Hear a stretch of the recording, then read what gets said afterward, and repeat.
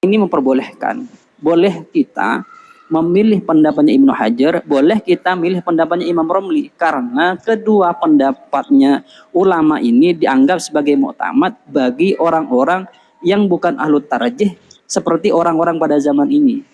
Saya kira orang-orang pada zaman sekarang ini, khususnya bagi kita ya, itu tidak ada yang masuk di dalam istilah ahlu tarjih.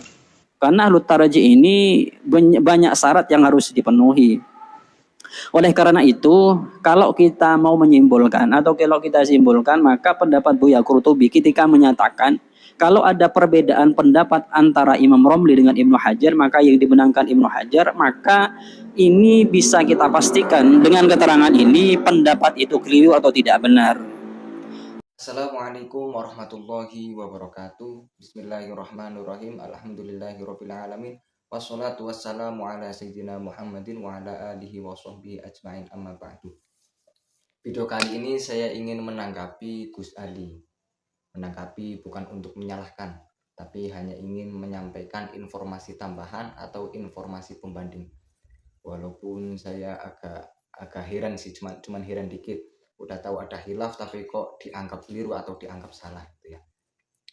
Di sini ada kitab namanya Al-Manhalun Nadhah fi Ikhtilafil Asyakhi fil Fiqhi Syafi'i.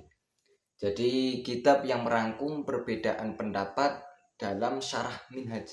3 syarah yang terkenal yaitu Muhnil Muhtaj, Tuhfatul Muhtaj, sama Nihayatul Muhtaj. Jadi beliau itu merangkum perbedaan dalam 3 kitab ini. Kalau kitab Ismidul Ainain kan hanya merangkum antara Imam Ibnu Hajar sama Imam Romli, perbedaan antara Imam Ibnu Hajar sama Imam Romli. Tapi kitab ini merangkum 3 kitab itu ya. Di sini ketika sang musonef, ini karyanya Alamah Syekh Umar Asy-Syahir Bibni Qorohdagi. Saya punyanya baru PDF ya. Jadi ketika beliau itu menjelaskan fi bayanil muftabihi fil madhab, jadi pendapat yang difatwakan dalam madhab Imam Syafi'i, beliau mengatakan aku luha huna abahasun. Al awalu anal ladzi a'taqidu anna bena hajarin a'la ka'ban minar romli fayan bagi liman lam yata'ahal litarjihi al ifta'u bi kalamihi 'inda mukhalafati romli lahu sawa'un lam yakun li syai'in minhuma muwafiqun aw kana wa in kana muwafiqur romli aktsara. Jadi kata beliau, kata sang musonef, jadi Imam Ibnu Hajar itu kedudukannya lebih tinggi daripada Imam Romli. Jadi sebaiknya bagi orang yang belum bisa mentarjih atau bukan ahli tarjih itu berfatwa dengan pendapatnya Imam Ibnu Hajar ketika memang Imam Romli itu berbeda dengan Imam Ibnu Hajar. Baik ada ulama yang sependapat dengan keduanya ataupun tidak.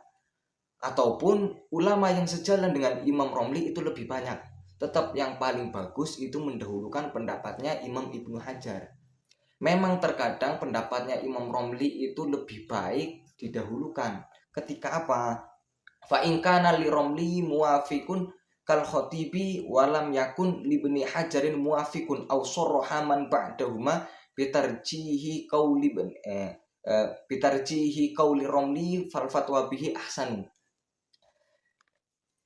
Kapan pendapatnya Imam Romli itu lebih didahulukan atau lebih baik didahulukan? Yaitu ketika Imam Romli ada ulama yang sejalan dengan beliau seperti Imam Khatib, akan tetapi Imam Ibnu Hajar itu tidak ada ulama yang sejalan, ataupun ulama setelahnya sudah tegas menerangkan bahwa pendapat yang unggul adalah pendapatnya Imam Romli. Maka kalau kondisinya seperti itu, maka lebih baik mendahulukan pendapatnya Imam Romli.